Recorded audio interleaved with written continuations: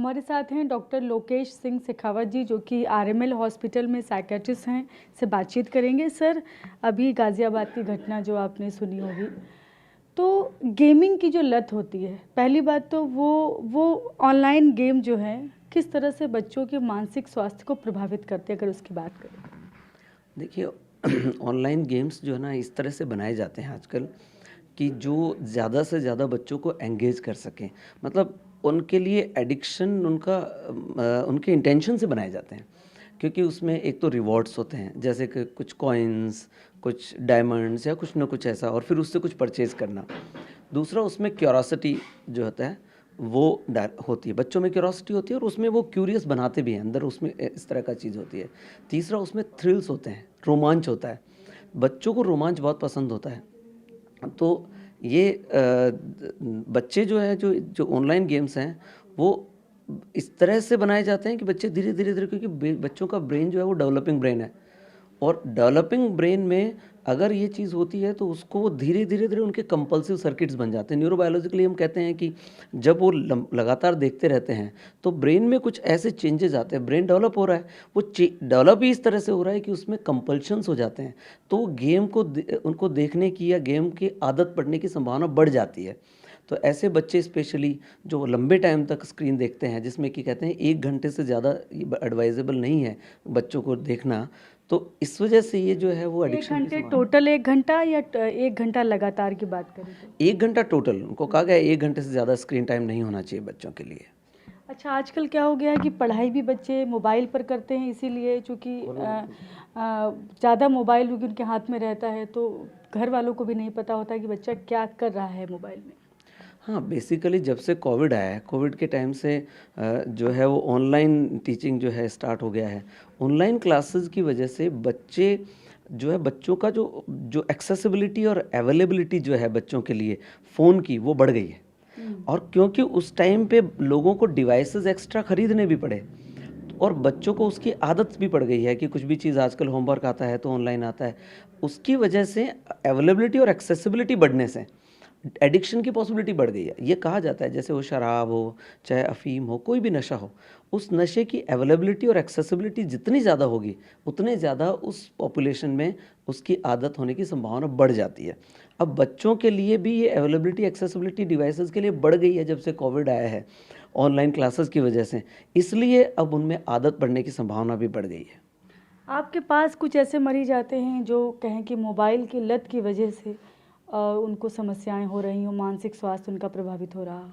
देखिए, आजकल जितने भी यंगस्टर्स आते हैं, टीनेजर्स आते हैं, ऑलमोस्ट सभी बच्चों की ये प्रॉब्लम है कि वो रात को फ़ोन देख रहे हैं और उनकी स्लीप डिस्टर्ब हो रही है। और क्योंकि वो रात को स्लीप डिस्टर्बेंस होता है, स्लीप हमारे लिए बहुत इंपॉर्टेंट होती है, हमारे मेंटल हेल्थ के लिए सबसे इम्पॉर्टेंट कंपोनेंट में से एक है। तो अगर स्लीप कॉम्प्रोमाइज़ होगी तो बच्चों को हर तरह की बीमारियां, जिनको हम, अगर हम साइकेट्री की बीमारियां कहें तो एंग्जाइटी, डिप्रेशन, और दूसरी जो ओबेसिटी है, मेटाबॉलिक डिसऑर्डर्स है, उन सब की संभावनाएं बढ़ती है। अब कुछ तो ऐसे केसेस आए हैं जो हम बहुत मतलब सरप्राइज्ड हैं कि एक बच्चा जो 12 साल का आया था, और फॉर्चुनेटली वो वहाँ से, हमारे दूसरे जो डिपार्टमेंट्स हैं वहाँ से, बच्चों के डिपार्टमेंट से रेफ़र होके आया, कि वो बच्चे ने कहा कि या तो मुझे आज फ़ोन मिल जाएगा, नहीं तो मैं आज सुसाइड कर लूँगा। और फादर ने मुझसे आके कहा कि डॉक्टर साहब हम क्या करें? एक फैमिली में, मतलब लोअर मिडिल क्लास फैमिली में फ़ोन्स होते कम होते हैं, तो उन्होंने कहा कि अब हम क्या करें ऐसी स्थिति में? तो हमने बच्चे को बिठाया, उससे नेगोशिएशन किया। उसके बाद उस 12 साल के बच्चे को हमने फ़ोन दिलवाया, पर हमने उसके साथ में उसकी दवाइयाँ स्टार्ट की, और पेरेंट्स को साइको एजुकेट किया, उनको बताया कि हमें कैसे इसको डिजिटल, इसको जो मोबाइल के यूज़ को कैसे देखना है, कैसे नज़र रखनी है और कितना कम करना है। तो ये हमारी बहुत इम्पोर्टेंट सलाह भी है कि अगर लगता है कि बच्चा इस लेवल तक एग्रेसिव हो गया है कि या तो मरने और मारने जैसा, या बहुत इरिटेबल रहने लगा है, अकेला रहने लगा है, ऐसी परिस्थिति में बच्चे को खाने के लिए मना करता है, मैं खाना नहीं खाऊंगा अगर फ़ोन नहीं मिला तो इस तरह की, मैं घर छोड़ के चला जाऊंगा, अगर ऐसी चीज़ें करता है बच्चा, तो सडनली फ़ोन नहीं लेना है उनसे, सडनली शट ऑफ नहीं करना है। अगर हमने बिल्कुल फोर्सफुली ये सब किया तो कुछ बड़ी घटनाएं हो सकती है, जैसे कि गाज़ियाबाद में बड़ी घटना हुई क्योंकि वो डिपेंडेंट हो गई थी, आदत पड़ गई थी। और आदत पड़ी हुई स्थिति में अगर एकदम से कुछ लिया जाएगा तो वो जो भावनात्मक रूप से हैं, क्योंकि बच्चे भावनात्मक रूप से कमज़ोर भी होते हैं, वो इतने परिपक्व नहीं होते, उनको पता नहीं होता कि भावनाओं को हैंडल कैसे करना है। तो ऐसी परिस्थिति में जब वो इमोशनली बहुत डिस्टर्ब होते हैं, तब बच्चों में एक इम्पल्स आने की संभावना भी ज़्यादा होती है, आवेग जिसको कहते हैं, आवेश में आने की। तो वो इमोशनली डिस्टर्ब्ड है, पता नहीं कैसे हैंडल करना है और इम्पल्सेस आ गए। उसमें वो कोई भी एक्सट्रीम स्टेप ले सकते हैं, जिसमें सुसाइड जैसा, खुद को नुकसान करने जैसा या किसी को हिट करने जैसा ऐसी एक्टिविटीज़ वो कर सकते हैं। इसलिए उनसे एकदम से लेना है वो एडवाइजेबल नहीं है। सर बहुत सारी स्टडीज़ जो हुई हैं, वो चाहे मैं अमेरिकन स्टडीज़ की बात करूँ, वहाँ पर भी जो आप बता रहे थे कि बच्चों को, जो बच्चे मोबाइल की लत जिनको लग जाती है, गेमिंग की लत, उन बच्चों का स्वास्थ्य, वो चाहे वो हार्ट की प्रॉब्लम उनको हो या फिर मोटापा भी उनमें बढ़ जाता है, मेंटल प्रॉब्लम्स हो जाती। दूसरी तरफ WHO भी इसीलिए बोलता है कि स्क्रीन टाइम जो है वो निश्चित करने की बहुत ज़रूरत है उसको। हाँ, WHO ने तो गैम्बलिंग को एक डिसऑर्डर मान लिया है, गेमिंग को डिसऑर्डर मान लिया है बिहेवियरल एडिक्शन में, क्योंकि ये उसी तरह से नशा है जैसे कि शराब और अफ़ीम है। क्यों मान लिया उन्होंने? क्योंकि उन्होंने देखा कि ये इसको ट्रीट करने के लिए बिल्कुल हमें स्पेशलिस्ट की ज़रूरत है और ये एक समाज की गंभीर बीमारी होता जा रहा है। इसलिए WHO ने भी माना है और ये साइकियाट्रिक एसोसिएशंस जो हैं, वो सारी साइकियाट्रिक एसोसिएशन इस बात को मानती है। और इसी वजह से ये जो बाकी जैसे ऑस्ट्रेलिया में हुआ है, दूसरी जगह भी अभी बैन कर रहे हैं। वो इसलिए बैन कर रहे हैं क्योंकि उन्होंने आइडेंटिफ़ाई किया है कि बच्चे, क्योंकि वो डेवलपिंग ब्रेन है, कॉग्निटिवली जिसको कहते हैं ना, दिमागी रूप से परिपक्व नहीं है, उनके दिमाग पर ये गहरा और लंबा असर डाल रहे हैं। इसकी वजह से बीमारियां भी बढ़ रही हैं, ना सिर्फ मानसिक बीमारी, इससे बीमारियां दूसरी भी बढ़ रही हैं, जिसमें हम ओबेसिटी कहते हैं, मेटाबॉलिक डिसऑर्डर्स कहते हैं, हाइपरटेंशन कह सकते हैं। और क्योंकि अभी हमारे पास लॉन्ग टर्म डाटा नहीं है बहुत बड़ा, पर ये धीरे धीरे आने वाले समय में बड़े लॉन्ग टर्म डाटा जब आएंगे तो हमें ये प्रूवन है कि इनसे ना डेफिनेटली नुकसान बच्चों के स्वास्थ्य पे, मानसिक और शारीरिक दोनों स्वास्थ्य पे असर गहरा पड़ता है। अगर मैं बात करूं कि आप पेरेंट्स के लिए क्या कहेंगे, वो कैसे रोकें और सोसाइटी उसमें कैसे रोल प्ले करे? देखिए, मैं माता-पिता से सबसे बड़ी सलाह तो ये देना चाहूँगा कि सबसे पहले जैसे हम बच्चे के लिए रहता है कि पढ़ाई के बारे में अवेयरनेस रहती है, कौन सी क्लास में पढ़ रहा है, कितना पढ़ रहा है, बिल्कुल उसी तरह से खाने के बारे में रहता है कि क्या खाया, क्या नहीं खाया। अब हमें ये भी बहुत ज़रूरी है ध्यान रखना कि वो मोबाइल पे क्या यूज़ कर रहा है, क्या नहीं यूज़ कर रहा है। दूसरी बात मैं कहना चाहूँगा कि वो स्क्रीन टाइम के साथ-साथ उनका ये ध्यान रखें कि वो क्या यूज़ कर रहे हैं। जो गेम वो यूज़ कर रहे हैं, वो किस तरह का गेम है, उसमें बहुत ज़्यादा रोमांच तो नहीं है, बहुत रिवार्डिंग तो नहीं है। क्योंकि बच्चे जो होते हैं ना, बता देते हैं।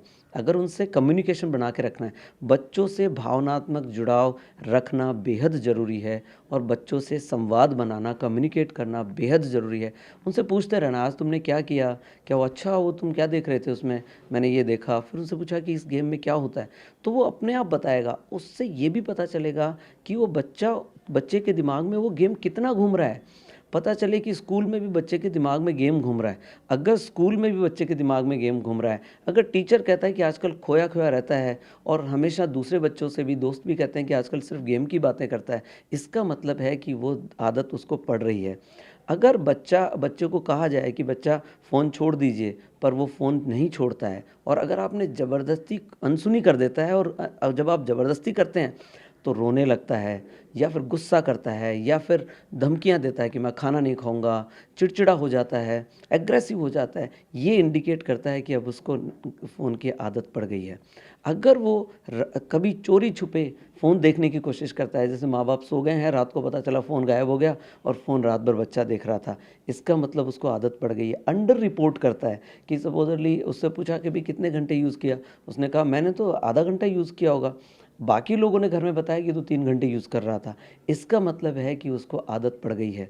तो ये सब चीज़ें इंडिकेट करती हैं कि ये आदत पड़ रही है। खाना सामने पड़ा है, बच्चा फ़ोन देखे जा रहा है, देखे, हम कह रहे हैं खाना खा लो, खाना ठंडा हो रहा है, उसको फ़र्क नहीं पड़ रहा, बच्चे को आदत पड़ रही है। तो सबसे पहले तो ये जब पता चल जाए कि आदत पड़ गई है, इस तरह के लक्षण लग रहे हैं कि आदत पड़ गई है, बहुत ज़्यादा जल्दबाजी ना करें उसको ठीक करने की। बहुत पहले तो बहुत परमिसिव हो जाते हैं कि आप सब हर चीज़ में दे रहे हैं। जैसे लोग कन्वीनियंस के लिए भी देते हैं। उनको काम करना है, बच्चे को फ़ोन दे दिया, तुम कर देखते रहो। बच्चे का मूड ख़राब है, रोने लग गया या गुस्सा कर रहा है, चिड़चिड़ा हो रहा है, फ़ोन दे दिया।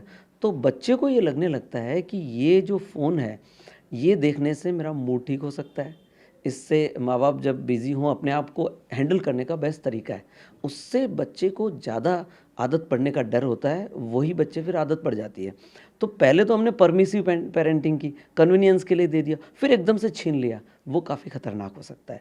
तो ऐसी स्थिति में लगे कि आदत पड़ रही है और उनके समझ नहीं आ रहा है कैसे करना है, तो साइकियाट्रिस्ट से मिलें, मनोचिकित्सक से मिलें, उनसे सलाह लें क्या करना है। पर इन वार्निंग साइंस को, इन चेतावनियों को हमेशा ध्यान रखें कि अगर बच्चा इनमें से कुछ भी ऐसा कर रहा है, कभी-कभी बीच में टेस्ट कर सकते हैं कि बच्चा देख रहा है कुछ और आपने देख लिया क्या चल रहा है, क्या देख रहा है, या एकदम से छीन लिया कि अभी चलो चलना है, ज़रूरी इंपॉर्टेंट महत्वपूर्ण काम है, दूसरा काम करते हैं।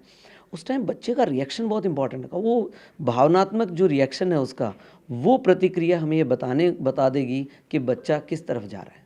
दूसरा क्या आप भी मानते हैं कि सरकार को पॉलिसी लेवल पर इस पर काम करना चाहिए? कहीं न कहीं अब हमारे यहाँ भी बाकी जैसे तमाम देशों ने सोशल मीडिया बैन कर दिया है, कुछ देशों ने तो बच्चों के लिए बाकायदा स्क्रीन टाइम तय कर दिया है। तो क्या हमारे यहाँ भी अब ऐसा करने की ज़रूरत है कि कुछ स्क्रीन टाइम तय किया जाए ऐज के हिसाब से बच्चों का?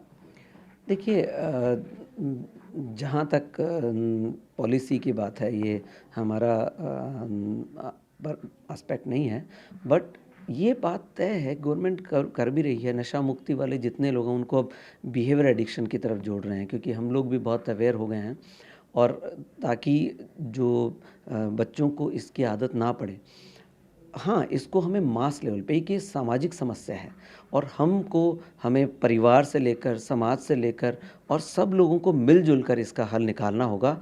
हाँ, अगर हम इनको रेस्ट्रिक्शन करें, तो वाक़ई ये फ़ायदेमंद है। Thank you so much sir. तो ये हैं आरएमएल हॉस्पिटल में साइकियाट्रिस्ट हैं डॉक्टर लोकेश सिंह शेखावत जी। इन्होंने बताया किस तरह से बच्चे को आपको अपने बच्चे की एक-एक आदत देखकर पहचानना है कि कहीं उसको गेम की लत तो नहीं लग गई, और लत लगी है, नहीं छोड़ रहा है, तो आप मनोचिकित्सक की सलाह ज़रूर लें। कैमरा पर्सन अमित के साथ में शालिनी वाजपेयी, टीवी 9 भारतवर्ष, दिल्ली।